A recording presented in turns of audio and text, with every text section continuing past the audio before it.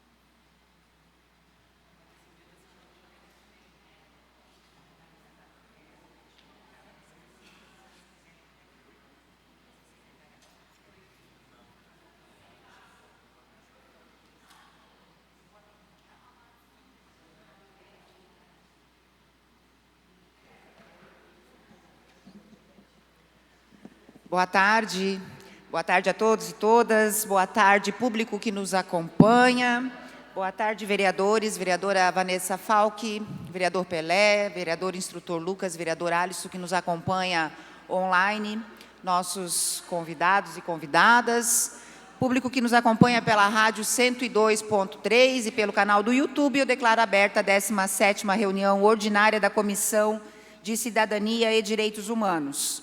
Eu coloco em discussão a leitura da ata da reunião anterior. A ata da 16ª reunião ordinária da Comissão de Cidadania e Direitos Humanos, 16ª reunião ordinária, que aconteceu em 17 de setembro de 2025. Coloco em discussão e não havendo em votação.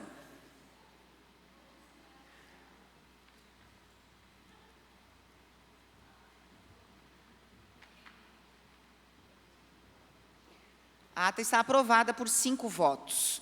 Vamos à leitura do expediente e eu designo como secretária DOC a vereadora Vanessa Falck.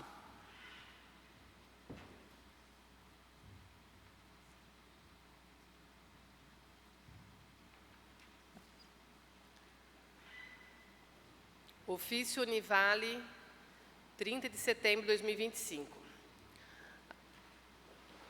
Prezada vereadora Vanessa da Rosa, presidente da Comissão de Cidadania e Direitos Humanos. Em atenção ao ofício da Comissão Técnica número 298/2025, de 29 de maio de 2025, informamos que a Univale realiza o monitoramento da pesca artesanal na Baía da Babitonga e no litoral adjacente desde agosto de 2016, no âmbito do projeto de monitoramento da atividade pesqueira em Santa Catarina. As redes de emalhe respondem por cerca de 60% da produção anual da pesca artesanal nos municípios da região norte do estado, com destaque para São Francisco do Sul, Joinville, Balneário Barra do Sul e Itapoá. A pesca artesanal com redes de emalhe ocorre em toda a Baía Babitonga, incluindo o rio Palmital e o Canal do Linguado, bem como em águas costeiras adjacentes desde a costa até a profundidade de 60 metros.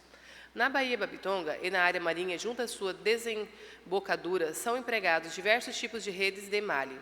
O uso de redes para cercar peixes é mais frequente, seguido por redes de casseio e redes fixas. As redes de cerco operam em toda a coluna d'água, enquanto que as redes de casseio e fixas mais utilizadas são aquelas que operam junto ao fundo.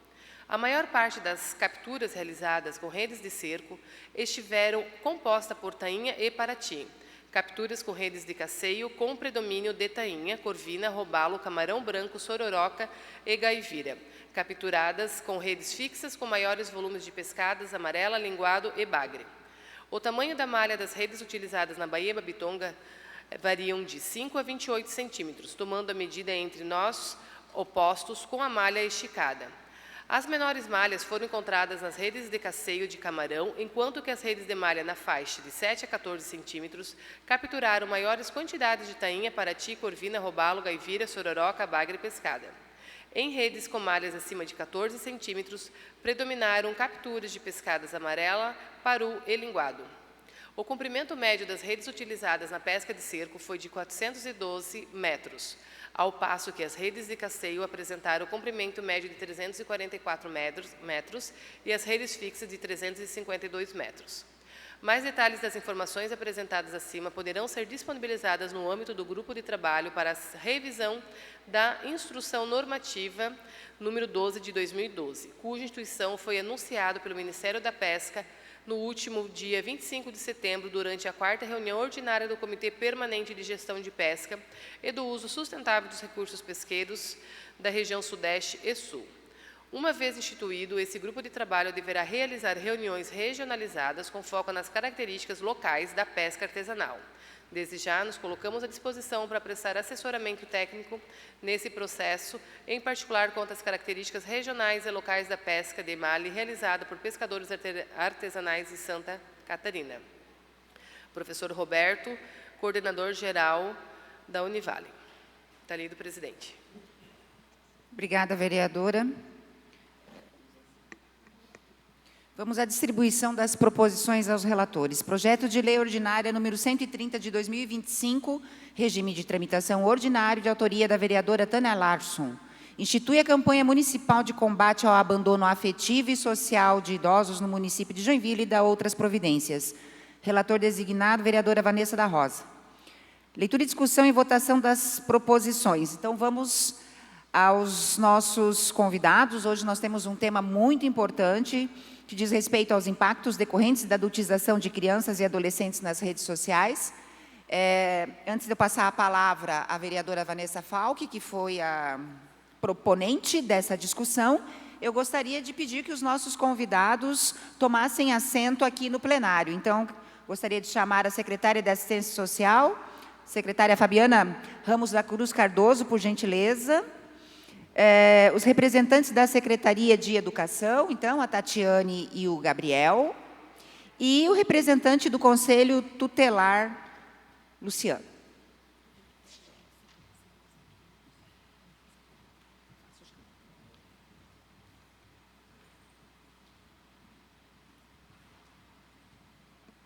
Para nós adiantarmos aqui o trabalho da comissão, antes de eu passar a palavra para a vereadora Vanessa Falck, eu vou fazer a deliberação de 2 requerimentos verbais de audiência pública. Quero colocar aqui em discussão a audiência pública para o dia 21 de outubro, para que possamos tratar do impacto da Política Nacional de Resíduos Sólidos. Dia 21 de outubro, às 19h30. Então, eu coloco em discussão o requerimento e não havendo em votação.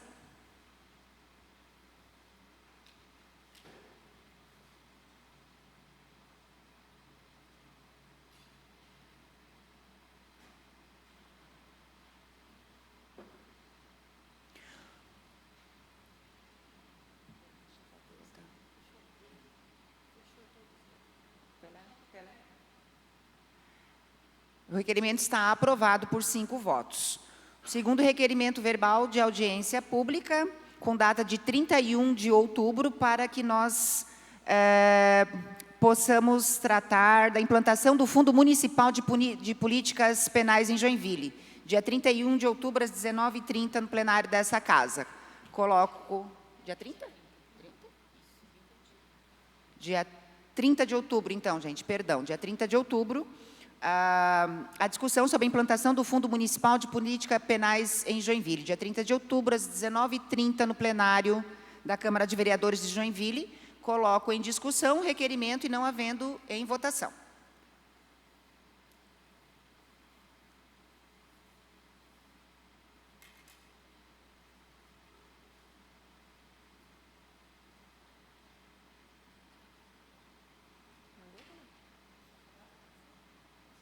Eu registro aqui o voto favorável do vereador Pelé. O requerimento está aprovado por 5 votos. Agora sim, vereadora Vanessa Falck, com a palavra. Boa tarde, presidente Vanessa, colegas vereadores, vereador Pelé, vereador Lucas, todos os convidados, a Fabiana, secretária da Assistência Social, né, todos os servidores, aqui em nome da Tati, os servidores da educação e todos que nos acompanham. A proposição dessa reunião de hoje já fazem mais de 30 dias que foi solicitado, né, em função, né, de algo que estava circulando bastante nas redes sociais, e nós, como vereadores, também fomos procurados, que é a questão da sexualização e da adultização nas escolas, né, onde vieram vários questionamentos no sentido se as nossas escolas municipais fazem algum trabalho de prevenção, algum trabalho, né, de conscientização, como que é abordado isso também nas famílias, se vem muitos casos até assistência social em relação a esse sentido, para a gente saber como é que está essas políticas públicas aqui em Joinville, né, esse cuidado para nós, vereadores, também ver como a gente pode estar contribuindo. Na oportunidade desses 30 dias atrás, foi passado na Câmara dos Deputados Federais uma lei, né, a Lei Felca, nesse sentido, para a gente fazer alguns trabalhos de promoção, de prevenção, né, algo que a gente com certeza vai estar trazendo para os municípios também. Não é um assunto novo, é um assunto muito antigo, é algo que já acontece, né, sempre agora com as redes sociais. A gente vê que é muito mais frequente, é muito mais exposto a partir da rede social.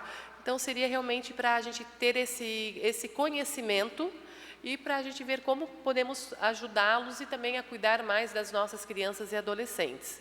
Então, não sei se a Secretaria da Educação tem queria fazer alguma fala inicial ou alguma apresentação para a gente, então, fazer esse debate.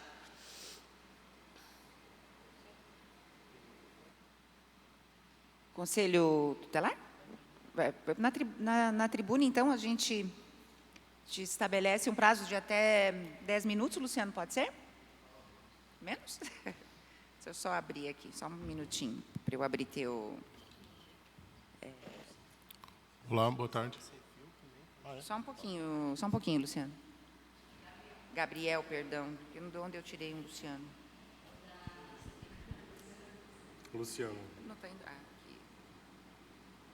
Certo, pode começar então, Gabriel. Obrigado, então, pelo convite. É bom poder compartilhar com vocês um pouco do trabalho que a Secretaria de Educação já faz e ver como é que a gente pode alinhar esforços nessa proposição das leis também, né?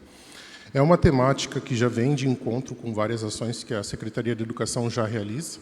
Por exemplo, a gente poderia citar um trabalho em parceria com a assistência social do Programa de Erradicação do Trabalho Infantil, que é uma ação que já vem sendo feita ao longo dos últimos anos, em parceria com o Ministério Público do Trabalho também, em que essa temática está ali aderente, né, da questão da erotização, da adultização, da exposição, e com fins também financeiros, né, essa exposição de crianças e adolescentes nas mídias digitais. Também acompanha as ações pactuadas junto com o Programa Saúde na Escola, quando a gente pensa no guarda-chuva do combate das violências no contexto escolar. Então, isso também poderia ser caracterizado como uma violação de direito, tanto que pode acarretar uma situação de violência sexual e que precisa todo o trabalho de conscientização, prevenção, como também as ações depois de encaminhamento junto com a rede intersetorial de proteção, como também pode ser caracterizado, dependendo do caso, como uma espécie de violência psicológica, até numa situação de negligência ou abandono, quando é dever do adulto responsável também preservar a segurança, a integridade da criança e do adolescente, assim como na escola.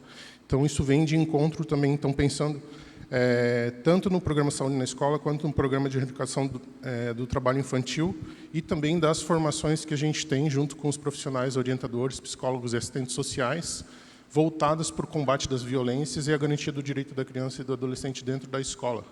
A questão é que essa proposta ela especifica, né?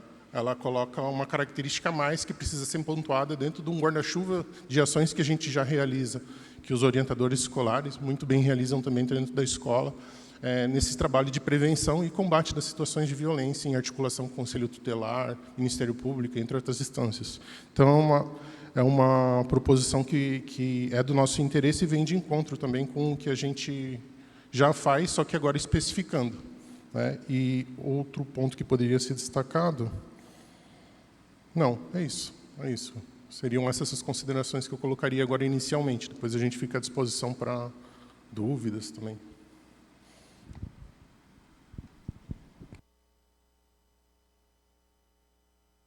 Obrigada.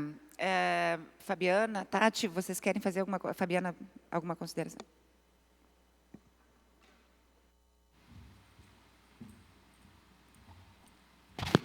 Boa tarde a todos. Vereadoras Vanessa, né? Vanessa Falck, Vanessa da Rosa, vereador instrutor Lucas e vereador Pelé. Obrigada pelo convite. É sempre muito importante a gente poder discutir temas de tamanha relevância, né? Os colegas da educação, Conselho Tutelar, que fazem parte dessa rede que é feita a muitas mãos. Quando a gente fala da adultização, nós, da Secretaria de Assistência Social, por mais que nos Centros de Referência de Assistência Social, no CRAS, a gente trabalhe muito com foco na prevenção, quando essa família ela chega muitas vezes para nós, ela já está com o direito violado, né? Ela acaba nos buscando quando já existe e a gente faz todo um trabalho de fortalecimento de vínculo, de prevenção em todos os aspectos. Entre eles, né, a questão da adultização. Não com esse nome, que ele é muito novo, que eu digo assim, né? A gente não falava sobre isso. O que a gente fala é da criança como um sujeito na integralidade.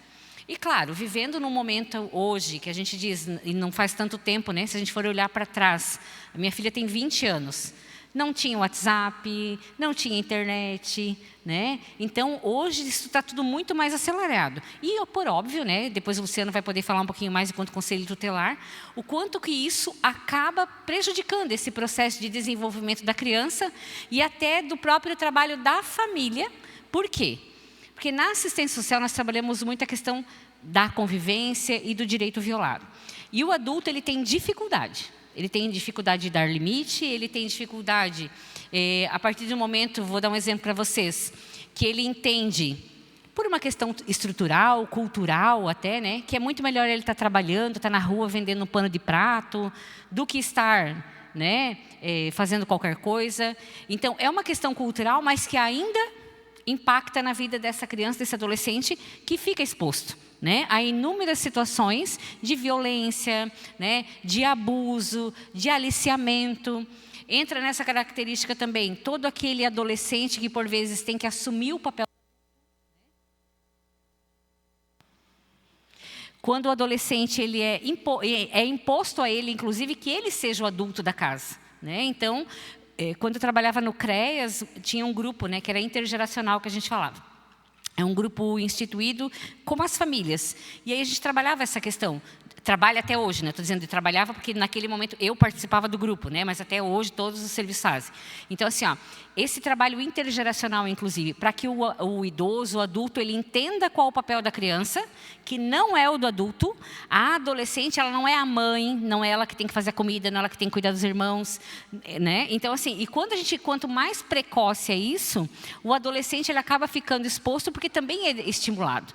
Então, como pedagoga, eu digo para vocês que o desenvolvimento infantil, o processo de desenvolvimento infantil e adolescente, hoje ele está sofrendo muita influência né, por todas as questões de mídia e também ainda cultural em relação ao próprio trabalho, que parece que é uma coisa que já está tão batida, né? Mas não, que a gente ainda continua tendo isso muito, seja dentro ou fora de casa. E, claro, né, a gente também lida muito com a consequência disso tudo, que é quando essa criança, esse adolescente fica exposto, é tratado como adulto, tem uma exposição para uma vida de adulto, ele acaba sendo estimulado, inclusive, nas questões sexuais. E aí, por vezes, a gente ouve assim, foi a adolescente que provocou. Não. Abuso sexual. Menor de 14 anos, se um adulto der um beijo, é abuso sexual. E aí a gente naturaliza muito disso, que é normal, porque é adolescente, porque provoca. Não, nós estamos adultizando essa ação. Então, o adulto é que tem que ter essa consciência. Então, a Secretaria de Assistência Social, a Secretaria de Educação, a Secretaria de Saúde, todas, cada uma na sua característica, trabalha muito essa questão do empoderamento, nós muito mais na questão da superação, trabalhando que a cada tempo, cada criança, cada adolescente e a família, cada um tem o seu espaço e as suas características e que devem ser respeitadas. E, por vezes, tendo que desconstruir, né, essa adultização no contexto familiar, quando, por exemplo, é normal e, por vezes, até instigado por algumas famílias que os jovens, principalmente os meninos, façam ingestão de bebida alcoólica. Gente, se hoje não está no Estatuto da Criança e Adolescente, não é crime? Então, por que a gente continua batendo nessa tecla? Daí, depois que acontece o uso abusivo de álcool e droga, a falta de limite, por vezes estimulado, daqui a pouco começa o conflito familiar. Sabe onde que esse adolescente vai parar muitas vezes? Na rua. Ele fica em situação de rua.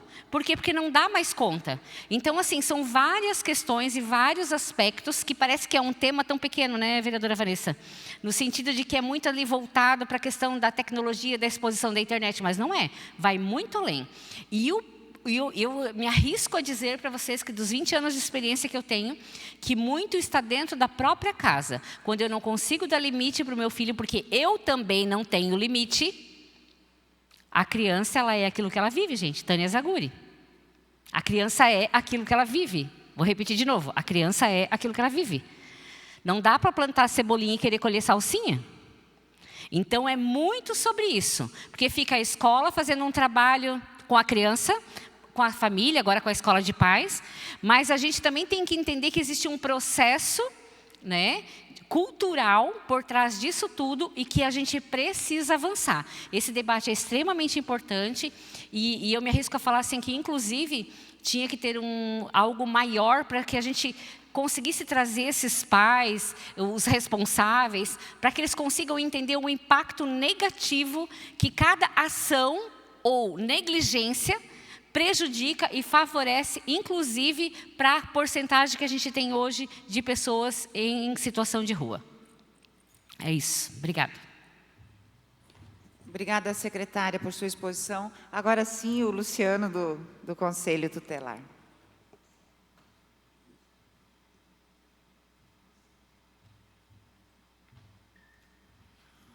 Boa tarde, vereadores. Também cumprimento toda a mesa. Agradeço também o convite para poder participar dessa comissão. Então, as questões no Conselho Tutelar que a gente recebe, né, na grande maioria das vezes, voltadas às questões de abuso sexual, né, que essa situação também acaba chegando nesse ponto, né, de uma violação, de um abuso sexual, violência psicológica, exposição, né, então, por vezes, até o próprio Conselho Tutelar não é tão entendido ou como uma ferramenta ou como um órgão de proteção. Né? Na grande maioria das vezes, a própria população, né, ou os usuários, enxergam o Conselho Tutelar não como um órgão protetor, mas que está sempre ali buscando, verificando, vendo se tem alguma violação de direito ou não.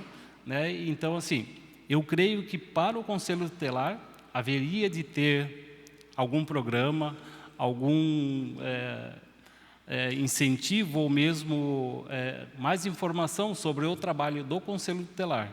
Né? Hoje a gente é pouco divulgado o trabalho do Conselho Tutelar. Então, o que se tem é alguma informação mais ou menos do Conselho. Por que o Conselho Tutelar me chamou? Por que o Conselho Tutelar me notificou? né? Então, as pessoas, muitas vezes, vão no conselho tutelar não para serem orientadas, encaminhadas para o serviço da rede, mas sim como algo que alguém denunciou, aconteceu alguma coisa de errada e o conselho tutelar vai nos penalizar. Uma que o conselho tutelar não penaliza, né? Apenas orienta, adverte e encaminha para o serviço da rede. Mas a própria população não tem esse olhar, né? Então enxerga o conselho tutelar não como um amigo, mas sim como um inimigo, né? Porque, como já foi posto aqui também, a situação de, por vezes, de crianças, adolescentes, no trabalho infantil, na venda de balas, de doces no sinaleiro, né? Então, às vezes a gente atende e chega, tá, mas qual o problema que tem isso, dele estar vendendo bala no sinaleiro? Qual o problema que tem? Não é melhor ele estar vendendo bala ou no sinaleiro do que estar roubando? O que a gente precisa entender é que essa situação e essa demanda, quando tem uma criança, um adolescente, ou essa exploração por parte dos pais ou responsáveis, ou responsável legal, ou aquele que está responsável de fato, é de que não é só uma situação de que ele está naquele momento vendendo bala, que poderia estar numa outra situação. É essa pessoa, esse responsável também entender que ele está violando um direito, que não é obrigação da criança, do adolescente, prover o sustento da família, porque a própria Constituição, né, já nos traz, né, está explícito também no artigo 227, né, que é direito, que é dever da família prover o sustento, em primeiro lugar. Dar essa proteção, dar esse auxílio, né? Então, os órgãos, quando chegam nesse ponto, não são eles que são os responsáveis por tudo isso, mas sim a família. Então, a gente precisa também ter algum programa de que demonstre qual que é esse verdadeiro trabalho do Conselho Tutelar, que hoje é pouco visto, e quando visto de forma bem relevante e que está ali apenas para atrapalhar as famílias, né? É a evasão escolar em frequência, né? E essa questão de venda de balas no sinaleiro, alguma coisa nesse sentido, a maioria entende que é normal, que é tranquilo, está ali, poderia estar em outro lugar, mas sem considerar que essa violação de direito, né? Há sempre também uma questão de uma máfia também por trás disso, né? Não é só a criança ou adolescente que está ali vendendo bala. Tem alguém que está lucrando em cima dessa criança e desse adolescente. Então, a maioria também entende ou imagina que o Conselho Tutelar sai da sede do Conselho Tutelar, pega o seu carro ou, né, o motorista e a gente sai pela rua procurando quem está vendendo bala no sinaleiro, né? Quando, na verdade, a gente trabalha sempre em cima de denúncias, demandas que chegam ao Conselho Tutelar, seja pela própria população, a rede de proteção também, escola, UBS, hospital infantil, né? E às vezes também se pensa que a violação, principalmente na questão de abuso sexual, ela acontece fora do ambiente familiar. Quando por muitas vezes a gente atende muitas famílias que essa violação, essa situação do abuso sexual, ela acontece dentro de casa, pelos pais, irmãos, primos, avós, tios, né? E que daí chegam lá, na maior cara de pau, mas como isso? A escola não viu, a escola não está vendo, a escola não está acompanhando? Sim, a gente está acompanhando, mas precisa que esses responsáveis tomem essa responsabilidade dos seus filhos, dos seus pares, de que é responsabilidade da família atender tudo isso. Aí hoje a gente briga ou trabalha numa situação bem complicada. E até no próprio Conselho Tutelar, a gente, né? Aqui o momento, né? Às vezes acho que o conselheiro tutelar é um super-homem, né?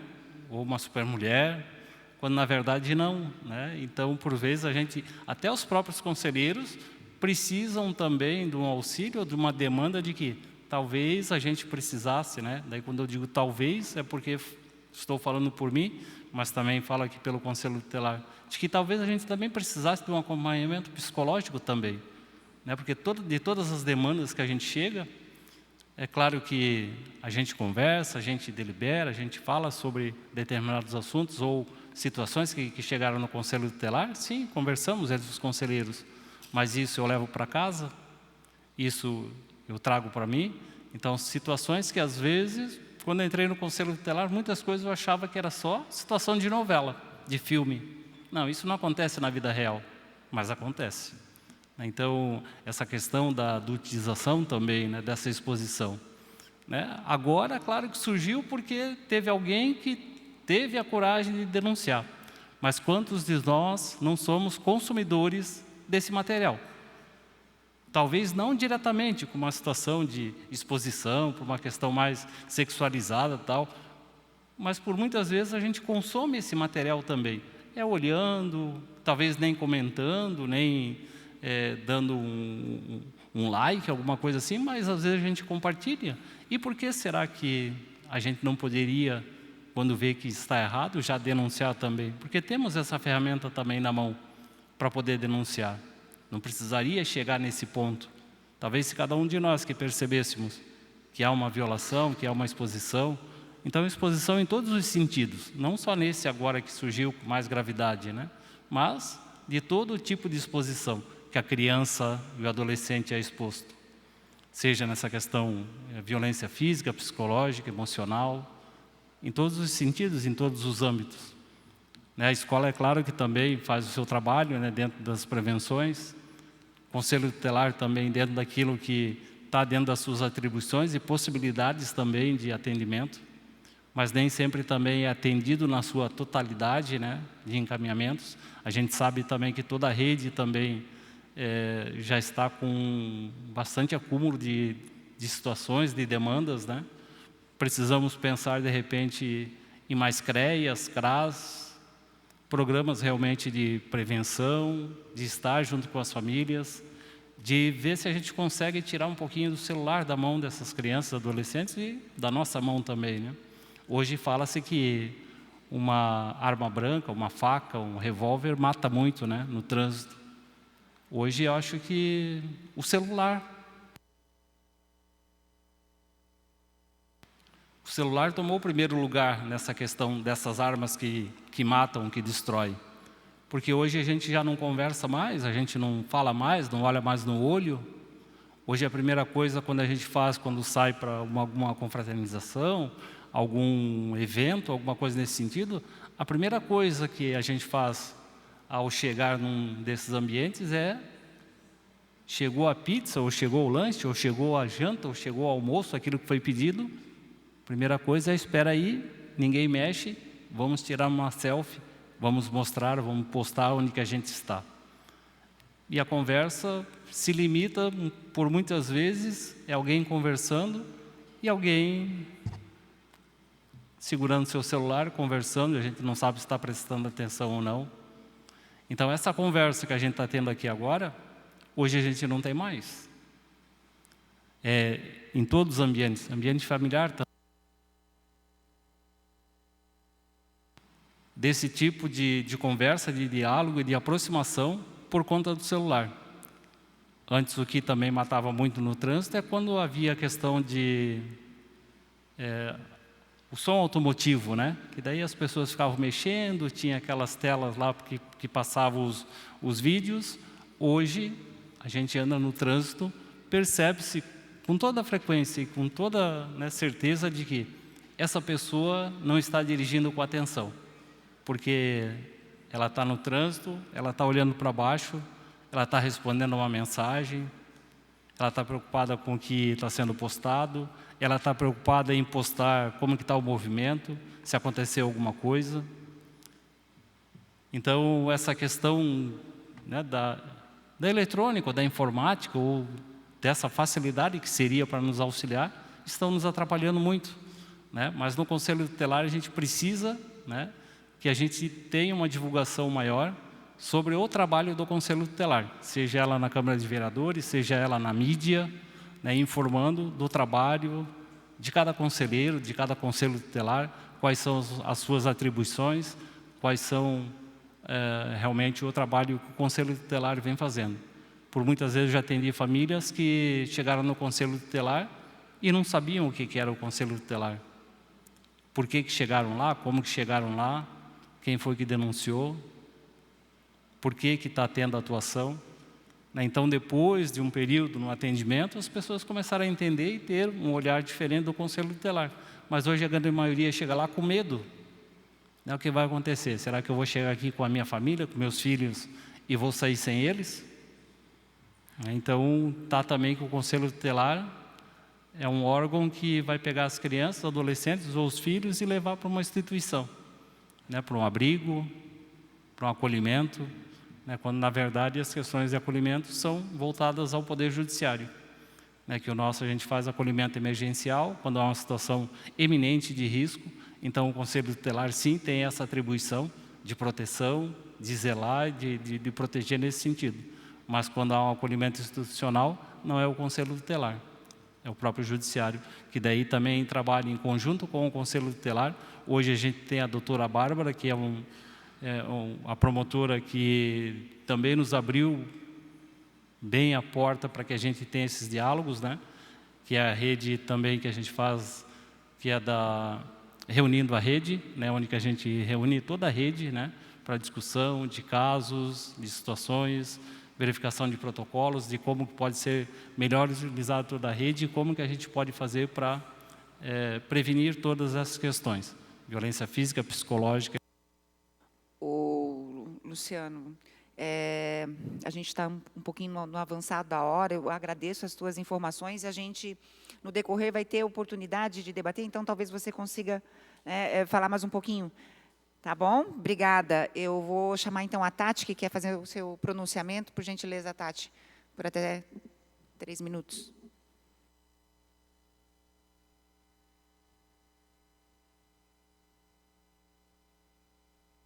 Muito obrigada, vereadora Vanessa da Rosa, vereadora Vanessa Falck, vereador Pelé, vereador instrutor Lucas, cumprimento a todos da mesa.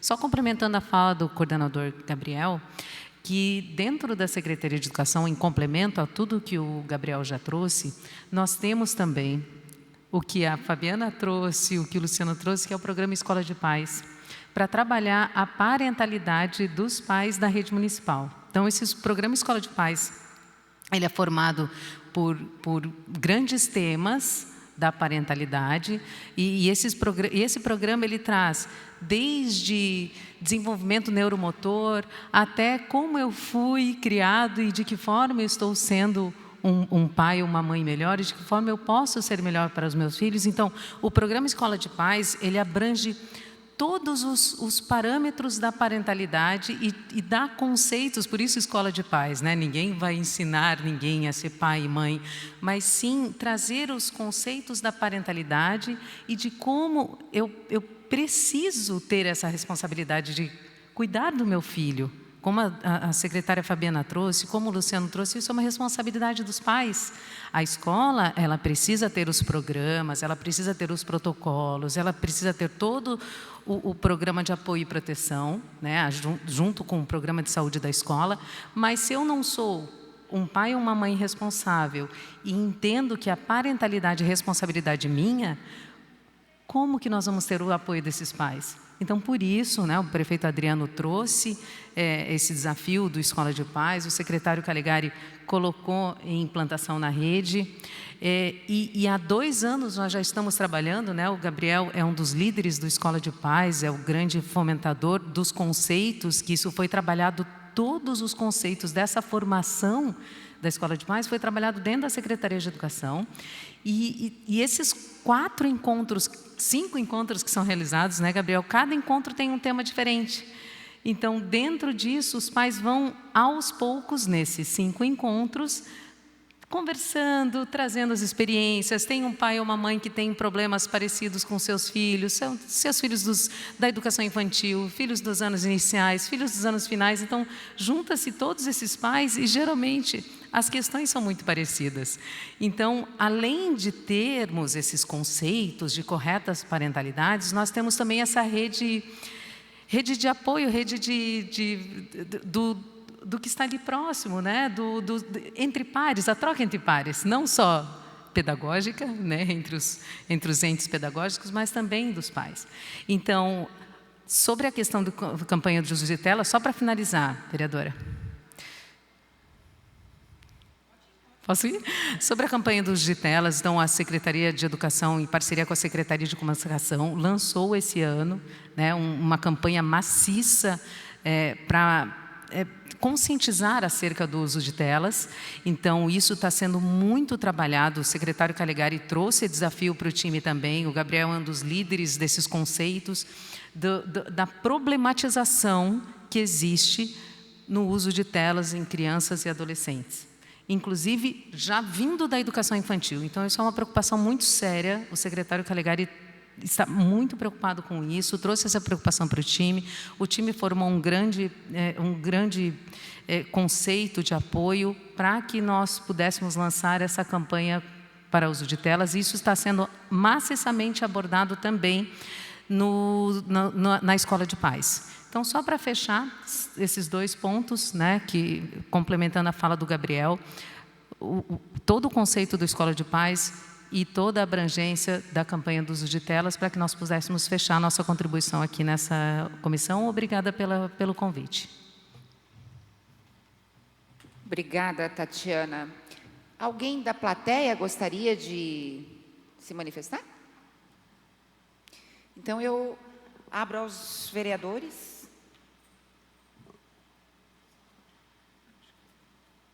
Queres falar? Não? Pois não, vereadora Vanessa Falck. Obrigada pelas falas todas, né?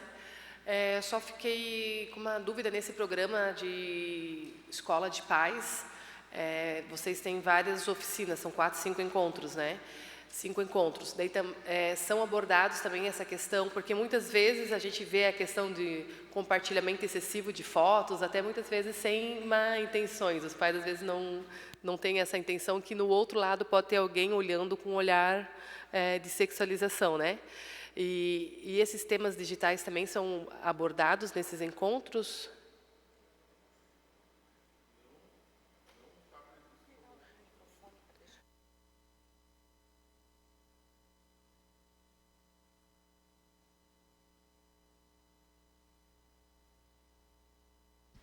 Então, a resposta direta é não. Não está previsto o tema da erotização e da adultização dentro das propostas já construídas da Escola de Pais. Ela trabalha com as temáticas de desenvolvimento infantil, das expectativas, do que é esperado para de acordo com os marcos de desenvolvimento para criança e adolescente, até para ter um ajuste de expectativa dos pais. Às vezes eles superestimam ou subestimam a capacidade da criança, né? Depois a gente trabalha com o referencial teórico dos estilos parentais, principalmente, para os pais conseguirem fazer um processo de avaliação e perceber quais são os seus próprios estilos, e finaliza o encontro com uma reflexão a respeito da minha infância, da infância que eu tive, de como meu pai me formou e de que bagagem que eu trago daí hoje para a formação dos meus filhos. Mas é uma temática que depois a gente pode inserir como um encontro adicional para ser trabalhada também dentro do mesmo molde da oficina. Então, foi isso que eu quis dizer no começo da minha fala. É uma temática que vem ao encontro de algumas ações que a gente já desenvolve e que a gente pode inserir como uma especificação, né? Então, pode ser pensado junto com a assistência social nas atividades anuais do Programa de Erradicação do Trabalho Infantil, inserir uma atividade com essa temática, para ser trabalhada com as crianças de 4º ano, pensando no trabalho infantil e nessa exposição, hiperexposição de crianças e adolescentes no mundo digital, né, que, querendo ou não, é uma espécie de trabalho infantil, poderia ser considerado, né?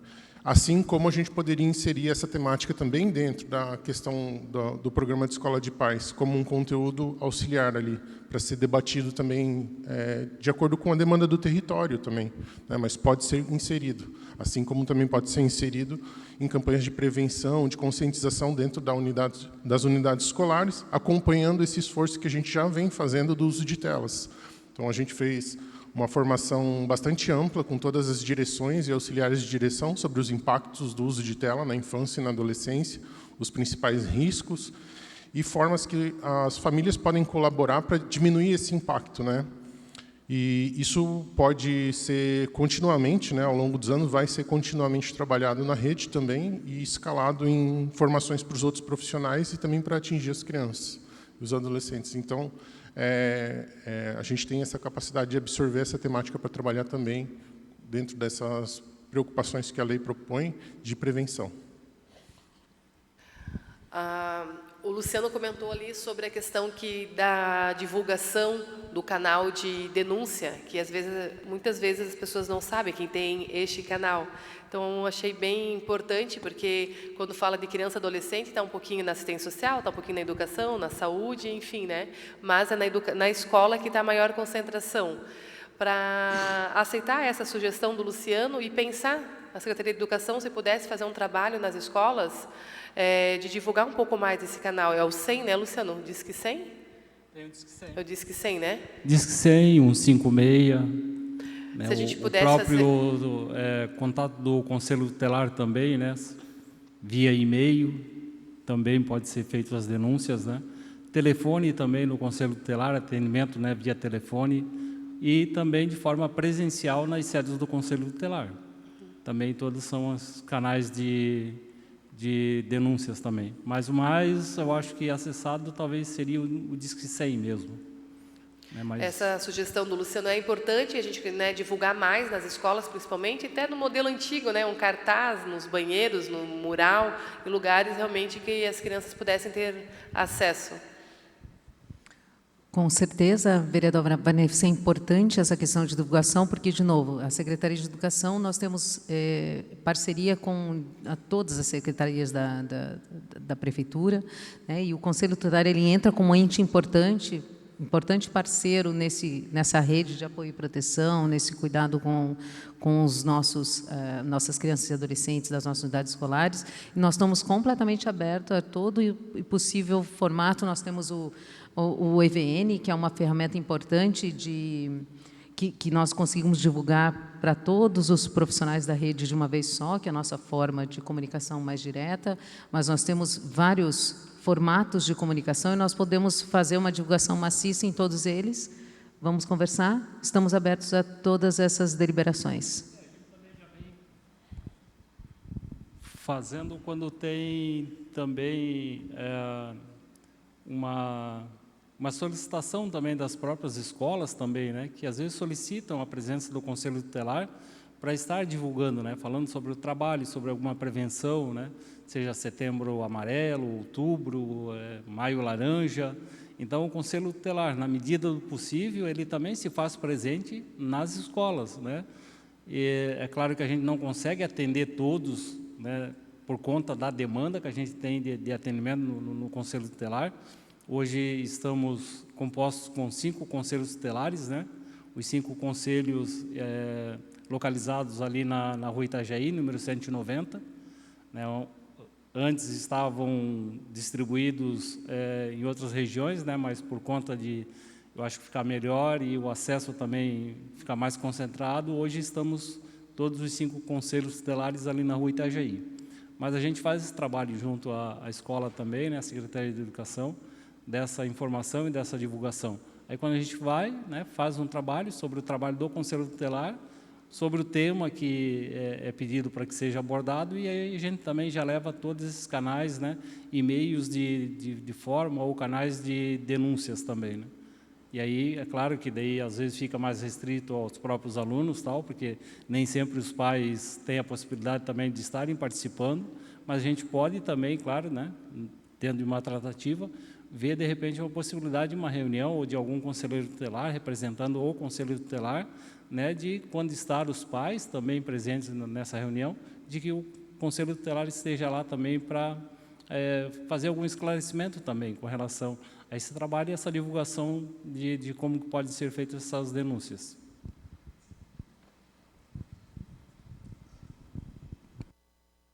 Obrigada pelas considerações. Só queria fazer algumas reflexões sobre a temática, né? Quando o Felca traz esse conceito de adultização, e isso me remete a Tati e a Fabiana, o Gabriel também, né, que são da área da educação e provavelmente passaram pela leitura do Felipe Arrier, quando ele falava do adulto em miniatura, né, das crianças na idade média, vistas como adultos, vestidas como adulto. Ele discute as fases da vida, infância, adolescência, juventude, idade adulta, e ele chamava de senilidade. a melhor idade para nós hoje. Então, assim, é um fenômeno, falar de crianças vistas como adultos não é um fenômeno novo. O fenômeno novo é essa sociedade que a gente vive nas telas, da internet, do comércio, da exploração, né, uma série de coisas. Mas a criança vista e muitas vezes incentivada a ser um adulto em miniatura não é nova.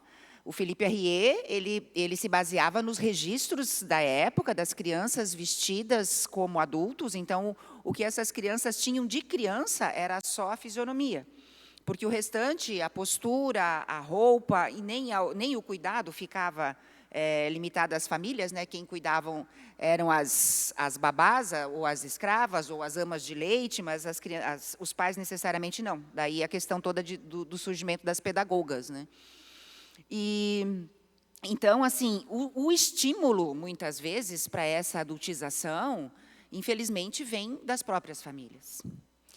Eu cito aqui o Philippe Arrier com a Idade Média, mas se a gente chega aí no século XX, no século XXI, a gente vê esse estímulo no quê? No próprio comportamento incentivado. As roupas das crianças, né? Quando a gente vê criança com maquiagem, criança com a roupa igual à da mãe, a gente passa nas lojas, esses dias estava passando nas lojas, você vê o modelo que a mãe usa e o modelo que a criança usa igual. Né? Quando a família acha bonitinho, que tá passando maquiagem, que está dançando, rebolando, isso e aquilo, incentivando, então a gente precisa ver que modelo de sociedade a gente tem. E o que a gente quer dessas nossas crianças. Se a gente fizer uma análise do número de abusos sexuais, a grande maioria, acho que 90%, acontece dentro de casa. Dentro de casa. Eu assisti um tempo atrás um programa, não lembro em qual canal, mas é um programa americano que faz um concurso de Miss infantil. E, assim, as crianças são completamente adultizadas. São meninas que participam, eles colocam peruca nas crianças.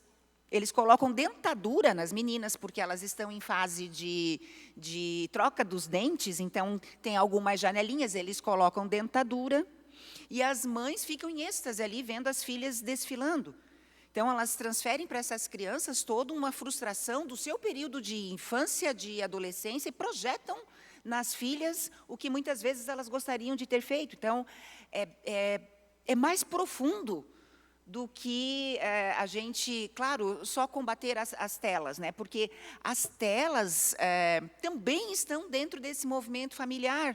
A gente observa que as pessoas não conversam mais, mesmo que fica todo mundo, até numa mesa de jantar, cada um com seu celular na mão. A pandemia potencializou muito isso, e a pandemia potencializou outras coisas, inclusive a violência contra as mulheres e contra as crianças, porque as pessoas se deram conta que não sabem conviver, né? Não sabem mais conviver com os seus. Então, assim, tem tanta coisa que a gente precisa pensar a partir dessa tomada de decisão que o Felca teve, de expor, né, de jogar ao vento algo que já vem acontecendo há muito tempo. Quando vocês trazem a questão do trabalho infantil e a exploração do trabalho infantil, que também não é nova, e hoje a gente tem mecanismos para combater. Nós temos o Estatuto da Criança e do Adolescente, nós temos os conselhos municipais, os conselhos estaduais, né, o Conselho Municipal da Criança e do Adolescente, nós temos uma Constituição que garante os direitos de crianças e adolescentes e todas as políticas públicas para que essas crianças não tenham o seu direito violado. Então, assim, hoje nós temos instrumentos jurídicos e nós temos um outro conceito de infância e de adolescência que não é mais o conceito da Idade Média. Pensando ainda essa nossa trajetória na história, as meninas sempre casaram muito cedo. As famílias entregavam as suas filhas aos homens mais velhos.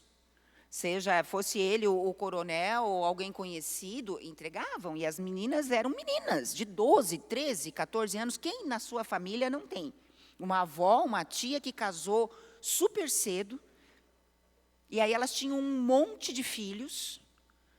E muitas vezes esse fenômeno ia se perpetuando, né, passando de geração em geração. Então, durante muito tempo, tudo isso foi consentido. É uma mudança, a gente tem que operar e passar por uma mudança de comportamento. O que era o baile de debutante? Qual a lógica de você fazer uma mega festa para uma menina de 15 anos para apresentá-la à sociedade? Quer coisa mais violenta do que isso? Entregar o sapato da menina? Como quem diz, agora você não é mais criança, você não brinca mais de boneca, você é uma mulher. Então, são símbolos, são coisas que a sociedade foi adotando ao longo do tempo e que hoje já não fazem mais sentido. Então, é uma mudança comportamental que a gente precisa, uma mudança estrutural. E aí passa, claro, pelo esforço de diversas instituições, da Secretaria de Assistência Social, das escolas, do Conselho Tutelar, das famílias, principalmente, um movimento de campanhas, acho que precisa, sim, campanhas municipais que falem da adultização, que falem do perigo dessa exposição das crianças nas redes, esse compartilhamento. Gente, assim, esse compartilhamento desenfreado de fotos. Tem mães que mal têm o filho na maternidade e a criança já está lá no Instagram. A mulher está ali ainda se recuperando do parto e a foto do bebê está no Instagram. Então, parece que assim as pessoas perderam o bom senso também. E para que a gente tenha uma sociedade menos doente, porque isso é um sintoma de uma sociedade doente, acelerada, uma sociedade imediatista, consumista, e que vive no mundo irreal, porque o mundo do Instagram, da internet, é um mundo que não é o mundo real. É o que a pessoa gostaria de ser, muitas vezes, mas não é o real. Então, a gente precisa, sim, trabalhar num esforço conjunto em campanhas que falem abertamente da adultização. A gente precisa entender que todos esses conteúdos, eles são conteúdos pedagógicos. E que a escola tem que trabalhar isso pedagogicamente, não... E eu acho louvável, participei de alguns encontros, na escola que eu trabalhava tinha, a Escola de Pais, acho que é uma iniciativa interessante, mas o professor precisa também trabalhar isso dentro da sala de aula. As crianças precisam identificar possíveis abusos, as crianças muitas vezes não sabem, porque o abuso sai justamente de quem está ali para cuidá-la. Então, a gente precisa garantir essa liberdade de cátedra aos professores que muitas vezes são cerceados. O professor não vai estar lá falando de educação sexual, de sexo, mas é preciso falar da sexualização precoce, é preciso que as crianças identifiquem isso, é preciso, inclusive, que as mulheres, que as mães identifiquem isso, porque a violência que acontece com as mulheres, muitas vezes, não as faz enxergar o que está ali na sua cara, que às vezes é o companheiro, é o pai, é um tio que está abusando da criança. Então, o esforço é conjunto, o desafio é grande. A gente ficaria aqui a tarde inteira falando, mas eu vou me limitar a essas considerações, agradecer imensamente, já te dou a palavra, tá, Fabiana? Vocês estarem aqui dispostos a fazer esse debate conosco. Também acho, Luciano, que a gente precisa melhorar a imagem do Conselho Tutelar, porque muitas vezes ele é visto como ameaça. Olha, tu não faz bagunça porque eu vou chamar o Conselho Tutelar. As famílias muitas vezes fazem isso, a escola faz isso. Então, assim, a gente precisa de uma campanha educativa, falando da importância do Conselho Tutelar para a sociedade, porque o objetivo maior nunca vai ser retirar a criança da família. O Conselho está ali para harmonizar, para ajudar, para orientar. A gente sabe que quando chega a precisar tirar uma criança do seio familiar é porque a situação já passou de todos os limites, já não tem mais alternativa, já foi tentar de tudo. E essa é a última, a última instância, a última circunstância. Então, é interessante, sim, que vocês estejam mais próximos da sociedade de uma forma geral, das escolas, dos pais, para que a sociedade entenda realmente qual a importância do Conselho Tutelar. Acho que seria isso, gente. Fabiana quer fazer algumas considerações, né? Então, só para complementar, eu tenho um grupo de trabalho que o Ministério Público, a doutora Bárbara, provocou, até por conta de inúmeras situações envolvendo o uso de tela em relação à criança e adolescente. Então, a saúde, a educação, a assistência, não sei se o Conselho Tutelar está, mas já estão discutindo a questão do uso das telas. Então, essa é uma demanda que é importante, ela é latente, quando a gente vê isso nas pontas, nos resultados já do que traz essa família, essa criança e adolescente para esse atendimento e essa demanda. O Reunindo a Rede, reforçar, né? Acho que foi o Gabriel que falou, também é um grupo que foi criado, importantíssimo. Ele começou na época do Dr. Éder, né? E que era o promotor da infância e da juventude, e a doutora Bárbara continuou, né, brilhantemente. Então, a rede está muito bem envolvida e todos participando, justamente para pensar neste momento, né? Muito embora seja, sim, uma questão cultural, da adultização. Gente, a criança não tinha nem o direito de ser criança. O Estatuto da Criança e Adolescente é de 90, né? Constituição Federal de 88. Então, todo mundo aqui que teve a oportunidade de conversar com o pai, com a mãe, que já são idosos, com os avós, sabe que eles trabalhavam com 4, 5 anos de idade, né? Que apanhavam muito, que eram sobreviventes, que tinham 18, 19, 20 irmãos, e ali era a vida deles. E isso mudou, é uma lei, é algo que parece que é muito óbvio, mas não é. Ainda tem gente que pensa daquele jeito, que continua fazendo desse jeito, que pensa, sim, que a criança, que a menina, ela é a mulher da casa, que ela, inclusive, gente, os números estão aqui, ó, só de 2024 nos CREAS, só de abuso e exploração sexual, tá? 1.885, que são acompanhadas pelos CREAS. E eu estou falando de criança de 0 a 6 anos, inclusive, tá? De 0 a 6 anos foram 316 crianças, bebês, gente. Dá para acreditar nisso? Não dá para acreditar. A gente que está lá no dia a dia vendo isso na educação infantil, lá no Conselho Tutelar, na assistência social, concordo contigo, Luciano, tem dia que a gente pensa assim, não. Será que eu que estou bem da cabeça ou que não estou bem da cabeça? Tem dia que a gente não consegue nem acreditar no que a gente está vendo, né? De tantos absurdos que a gente vê que ainda são cometidos contra crianças e adolescentes. E é sempre um adulto, gente. E o que é pior, é sempre um adulto de confiança. Tanto que a gente tem a assistência social tem em parceria com a educação, eu fiz muito esse trabalho também, de ir nas escolas e falar sobre, orientar as crianças, e eu jamais falei de sexo com eles. A gente vai falar do que? De uma forma lúdica, de brincadeira. Olha, a gente postou, por exemplo, um banner, uma foto lá. Quem aqui é de confiança? Daí tinha o velho do saco, daí tinha uma mulher bem bonita, arrumada, daí tinha alguém cochichando. Quem é de confiança? A gente não sabe. Porque não está escrito que a pessoa é má ou que ela é ruim. Não dá para dizer se é uma pessoa da família ou não. Quantos casos que a gente vai descobrir quando a criança, adolescente vai para a escola? Graças a Deus que existe a escola. Sempre quando falam de homeschool, isso me preocupa. Porque se hoje, não estou dizendo que é bom ou que é ruim, não sei, nunca fiz nenhum estudo sobre isso, mas como pedagoga, muitas vezes a gente conseguiu orientar as famílias para retomar um trabalho com essa criança, com esse adolescente, muitas vezes para denunciar essa família, que é a única que ela tem também. Então, aí, senão vai todo mundo para acolhimento. No ano passado foram 220 crianças acolhidas, com as que foram desligadas, sendo que o acolhimento ele é excepcional e provisório. Então, é a família que ela tem. Então, assim, é urgente mesmo. Esse trabalho de conscientização e de punição para aquele que... Gente, existe uma lei para isso. Existem várias leis para isso, né? Então, é de estarmos muito atentos e vigilantes. Quando eu falo estarmos muito atentos e vigilantes, a escola está, a OBS está, o Conselho Tutelar está, a Secretaria de Assistência Social está, mas quando chega para nós, e antes disso, né, aonde que entra a comunidade nisso tudo também? Qual é o meu papel? Né? Seja com a criança, com o adolescente, e não só falando das mídias, porque muitas vezes, como a vereadora Vanessa da Rosa falou, é a própria família que expõe. E aí eu vou dizer para vocês que tem casos que chegam para nós, por exemplo, que aí, vou citar um exemplo, só para vocês verem como é esdrúxulo. A avó pegou o celular que tinha uma filmagem do avô abusando da neta. Vocês querem pior do que isso? E adivinha quem foi o culpado? A menina, porque é ela que provocou, 9 anos. Vocês acham mesmo?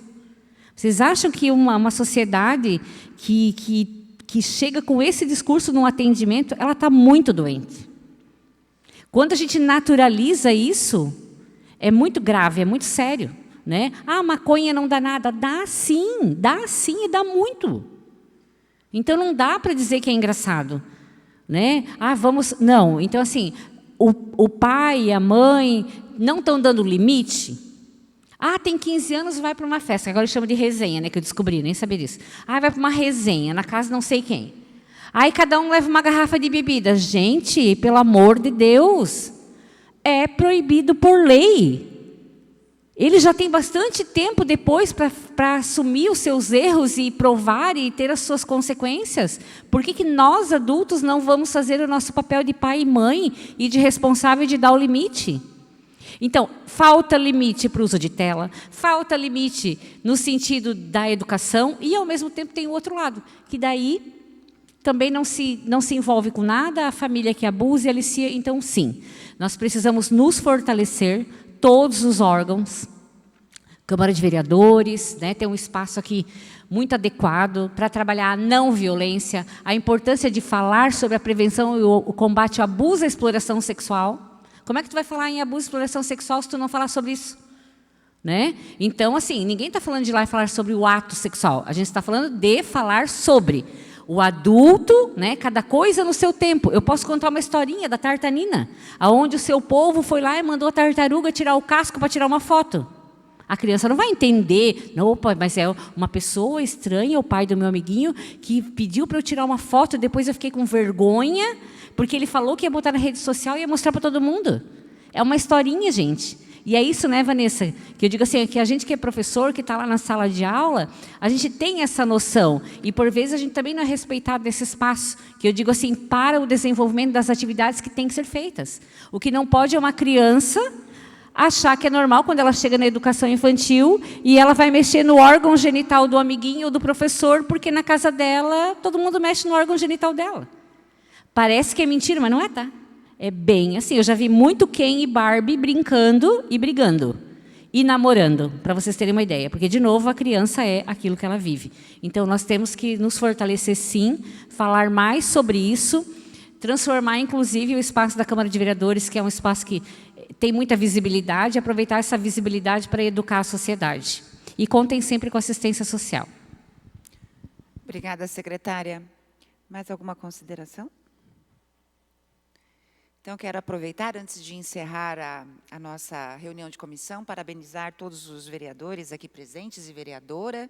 Hoje é dia do vereador, então, parabéns para nós. É dia do idoso também, então, parabéns aos idosos da cidade, os idosos do nosso estado, os idosos do nosso país. A gente aqui falando de fases da vida, a juventude é sempre tão enaltecida. A gente precisa valorizar os nossos idosos, todo o legado e toda a experiência que eles nos passam e nos transmitem todos os dias, né? Então, seria isso, gente. Muito obrigada aos convidados, ao público que nos assiste, que nos ouve. E eu declaro encerrada a 17ª reunião da Comissão de Constituição e Justiça. Muito obrigada. Desculpa, de cidadania. Muito obrigada.